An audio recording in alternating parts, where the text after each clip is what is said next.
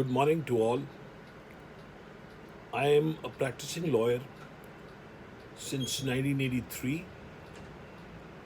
I have 37 years of standing at the bar, and my specialization is in the field of private international law, which I now term as the new international family law.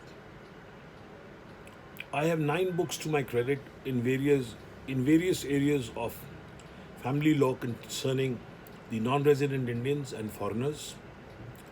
And with the passage of time, I find that the academic curriculum needs to open up into a new subject which ought to be taught and which ought to be expounded in courses by nature of teaching issues and subjects relating to international family law. Now, the most common areas where these problems arise in a diaspora of about 30 million non-resident Indians who live in approximately 200 countries abroad relates to marital problems. When persons of Indian origin who marry under personal law of their communities, mostly Hindu law,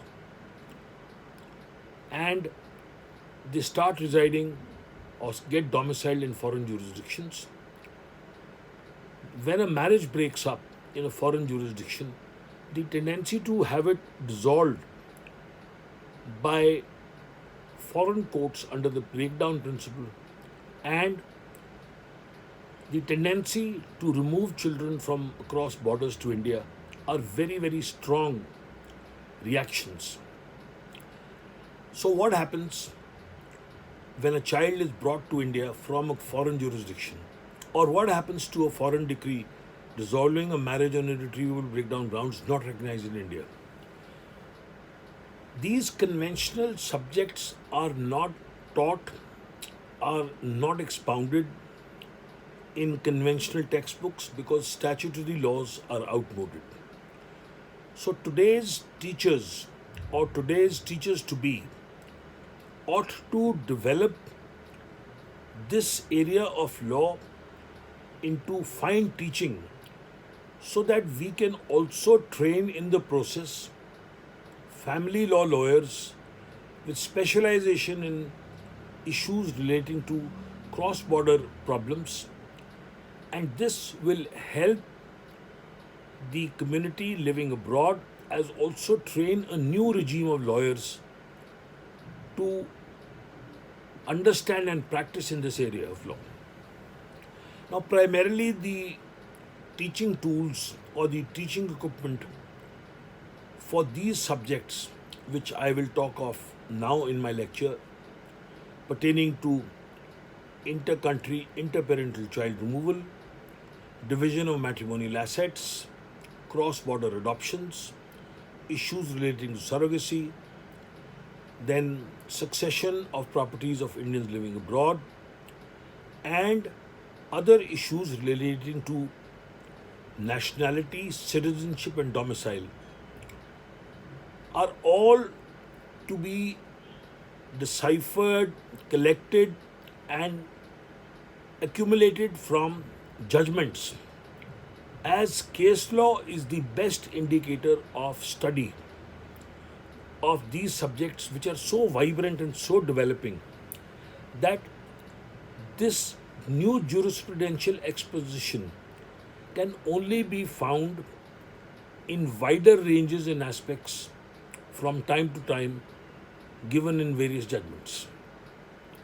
I myself, having authored number of books, 9 in total now, have dealt with all these subjects very extensively in my last book, Global Indians in the Law, published in 2020, and have, with original thoughts and perspectives, set down various concepts which have been expounded in various judgments and which have become a necessity for resolving day-to-day problems which come up for courts every day. Fortunately, our judiciary is very vibrant, and the jurisdiction under 226, let us say in a habeas corpus for a child removal, where the court acts as parents portray, can be a very helpful mode in resolving these problems. But then, issues like surrogacy, in which the law is been enacted in 2022, though has been hanging fire for over 12 years, is a new subject in which the problems have yet to come before the courts, but it's a subject which will not be found in any textbooks, because all the textbooks which will be dealing with this concept will be medical literature.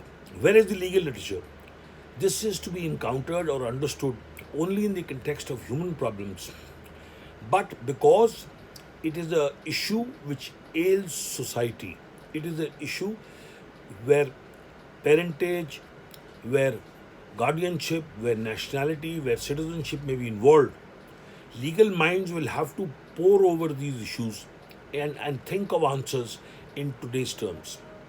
So the teachers to be and our law educators of the future need to arm themselves with ammunition and equip themselves with the inputs in this area, and possibly come out with a course manual, or need to come up with bench books, or need to come out with notes, or need to come out with a compilation of judgments on this subject by which they can teach these issues to students to be. I myself have been promoting the study of these subjects through moot court competitions sponsored by me in the Army Institute of Law and other institutions. So if you have a proposition on inter-country, interparental child removal, with vast issues relating to integrated problems of nationality, citizenship, domicile, divorce, child custody, you will perforce attract the mind of the students to pore over these subjects, and they may come to you as teachers to ask you as to where they would look for material and how would they expound the subject.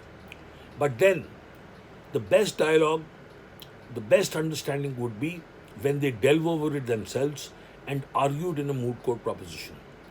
Other means and methods by which these subjects could be expounded could be by holding guest lectures, inviting enlightened practitioners at the bar to come and educate students on these aspects, maybe even as guest faculty teach these subjects. I myself have been devoting a lot of time with Symbiosis Pune to teach these subjects to LLB, LLM students, and even help them when there is a dissertation involved or some subject needs more evolution. The other area of interest which is coming up immensely is inter-country adoptions.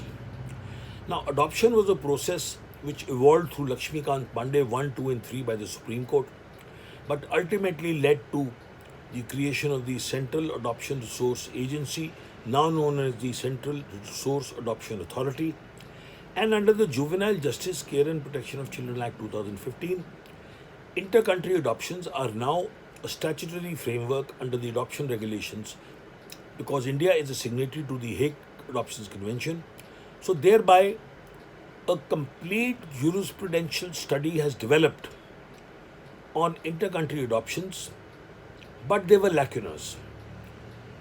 The JJ Act, being a secular law, governed only adoptions made under the JJ Act and exempted adoptions made under the Hindu Adoption and Maintenance Act. The question then arose was that if there was an adoption under the Hindu Adoption and Maintenance Act, which was purely governed by giving and taking, no registration, no deed compulsory, though optionally available to secure the adoption. Now, would the JJ Act apply to such adoptions? The answer was no.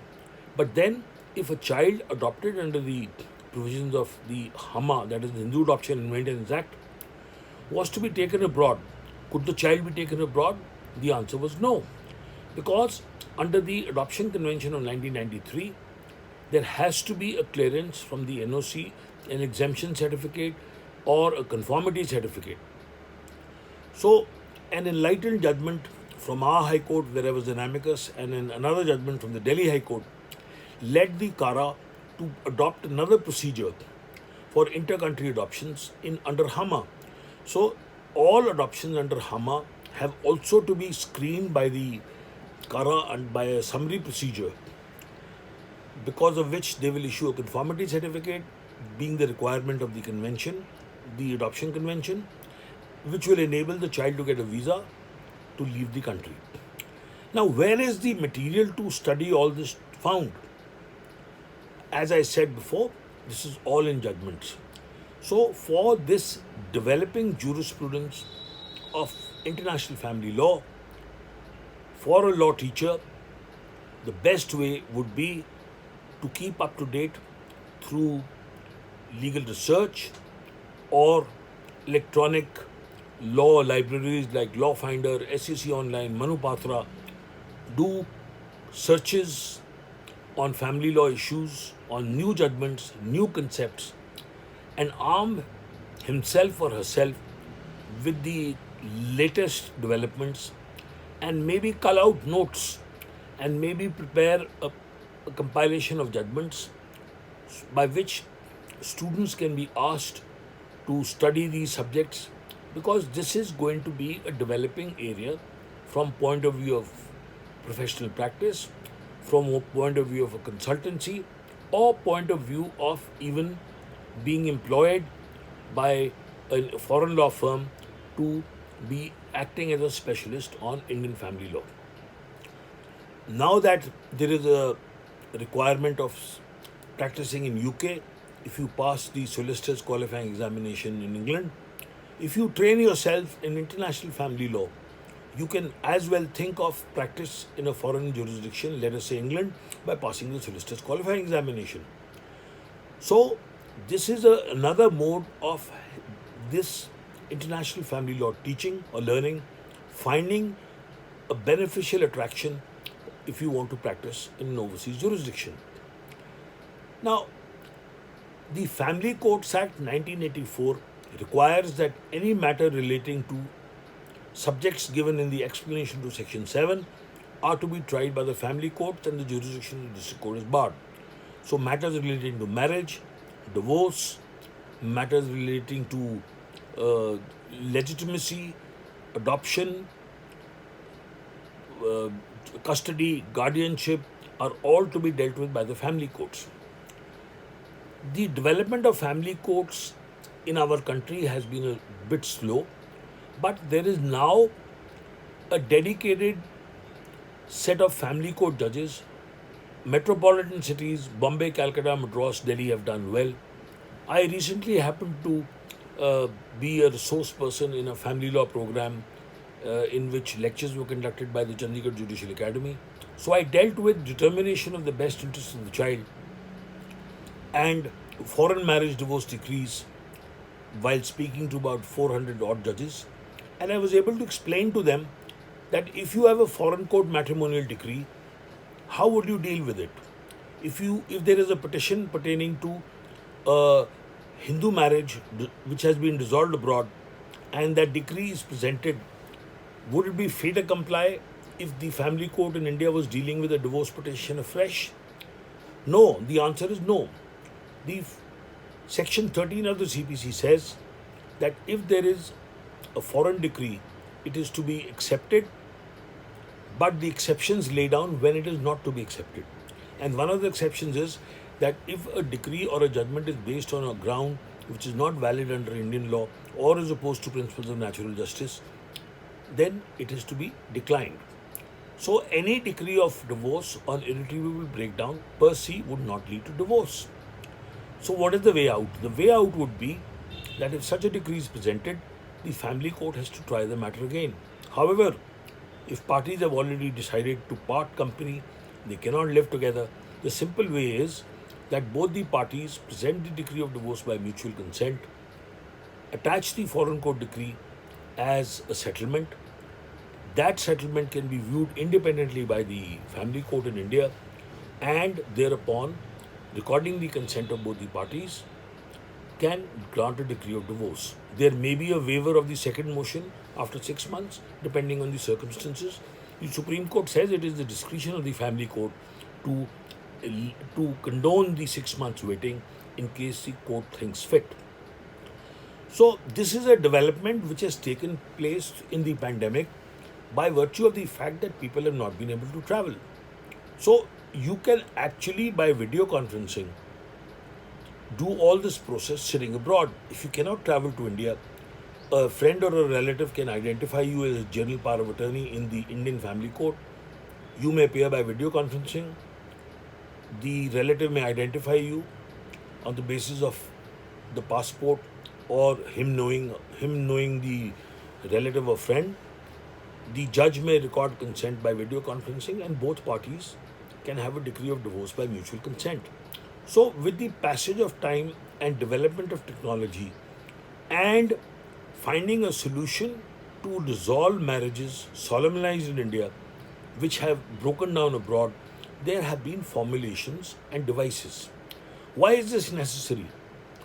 It is so necessary because if there is Indian litigation in the nature of dowry, domestic violence, maintenance, settlement of matrimonial property, child custody, essentially speaking, there has to be a decision by a court of competent jurisdiction in India to resolve these matters.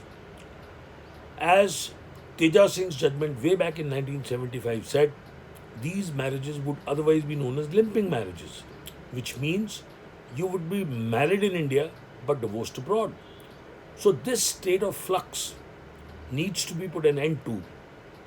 And it is time that with the number of growing Indian nationals living abroad, that this subject was brought in the education curriculum so that young minds can be trained, young minds can be equipped to learn of these legal issues in the law college stage or at their educational levels, so that they can actually professionally take up these matters in practice, professional practice, or in an advisory role. And teachers, as a new younger generation of educationists, ought to equip themselves with teaching these subjects with the help of aids and the material available before us. As I said before, it may be difficult for a law teacher to himself grasp onto these issues or himself imbibe upon these issues. Private international law was known in the books of Mr. Sathe at one point of time, or in Dicey and Morris in Conflict of Laws, but these are concepts which have now acquired new dimensions, have acquired new proportions. Let me familiarize with you with another area in which there is a developing jurisdictional perspective in family law, and that is anti-injunction suits. Anti-injunction suits primarily arose in commercial matters where, when litigation was pending in two different courts between same parties, the forum convenience, that is the convenient jurisdiction for both the sides, ought to be the preferential place for the litigation to pursue. Now, if there is a child custody litigation or a marriage litigation, say pending in Australia, Canada, or India, between the same parties, which litigation ought to go on? This is also in respect of interparental child custody disputes. And the moot question before the court is, which is the convenient forum? And in matters of child custody, which is the jurisdiction which is the closest contact? So, now, in matters pertaining to family law issues also, anti-injunction suits are filed in courts of original jurisdiction to restrain a party from pursuing with the litigation in respect of a matter in which a litigation is already pending in a foreign court. So, if there is a divorce petition pending in England, would a divorce petition in India survive? If there is a child custody matter pending in a foreign country, let us say USA, should the Indian matter go on? Now, these are issues which are very contentious. They are new to judges, they are new to lawyers. This is a new jurisprudential development which has taken place with the advent of time with development of technology and increasing cross-border migration. The world is a global village. Issues have arisen and are taking very, very different proportions. So, how are they to be dealt with? They are to be dealt with by thinking out of the box. They are to be dealt with by innovative solutions which have to be crafted by lawyers. How are the lawyers going to be equipped? By good law teachers. How are good law teachers going to come about? They will come about by researching, by reading, by analyzing, and by developing a curriculum to teach these subjects. Let us move on to an issue of surrogacy. Surrogacy has been in vogue in India since 2005 through guidelines. Initially, commercial surrogacy was allowed, and all kinds of persons were permitted to entertain surrogacy in India. But then in 2012, surrogacy was stopped, and foreign nationals were required to take a medical visa. Under the latest Artificial Reproductive Technology Act 2022 and the Surrogacy Regulation Act 2022, surrogacy for foreigners has been banned, and only married persons of Indian origin with a marriage of 5 years or more can go in for surrogacy. Now, the moot question which is contentious is, if adoption regulations which have been approved through laws made by Parliament permit persons irrespective of gender and marital status to adopt from India, why should surrogacy be not allowed to persons irrespective of marital status or gender? Now, these are constitutional questions, and there is also an encroachment of constitutional law perspectives in the area of family law.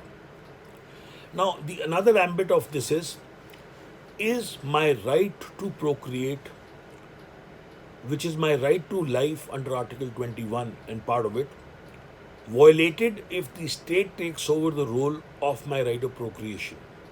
So, who is the state to decide how will I procreate, by adoption, by natural means, or by surrogacy? Can surrogacy be confined to a set of people, that is, Indians with unsuccessful childbirth for over 5 years? Why is surrogacy banned for foreigners? Why is it available to citizens? Why is it not available to persons if adoption is available to persons irrespective of marital gender? So these are constitutional law questions which are coming in the realm of family law. Puttu Swami's judgment, 9-judge constitution bench, has identified a right of privacy. So should I go back to my husband? Should I be forced to live with him? Is restitution of conjugal rights a remedy which is invasive of my right of privacy? Is marital rape a right which protects me? So these are questions which are coming in the realm of family law by vast interpretations changing with advent of time, by judgments evolved by the Supreme Court, and therefore we are re-looking at relationships. Another very contested area in India is domestic violence under the Prevention of Women from Domestic Violence Act 2015. Under the Hindu Marriage Act, Special Marriage Act, or any other personal law, marriage is looked upon as a relationship between a man and a woman, primarily.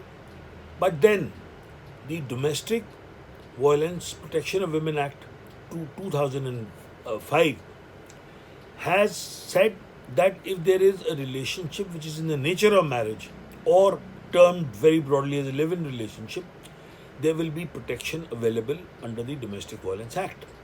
So there is a pseudo recognition or a recognition in other terms to live-in relationships. Then when there are runaway couples today, or there are couples who are in a bond of matrimony, should they be afforded protection under Article 14 and 21 from their parents? Can you divorce protection available to you constitutionally as right to life dehors your personal values or your societal values or relationships which do not find approval? So if you are a major, then of course any wishes of parents in intercaste marriages or interfaith marriages ought not to prevail. But then, can you extend this benefit to relationships in the nature of marriage? Now, these are questions which have started coming across in courts, and only judgments can resolve it. How will judgments resolve it? If there are good lawyers. If there are good lawyers, how will we find good lawyers? If we have good teachers and we train them well. So, with this bird's eye view, I will address the other aspects in my second part of the lecture. Thank you very much.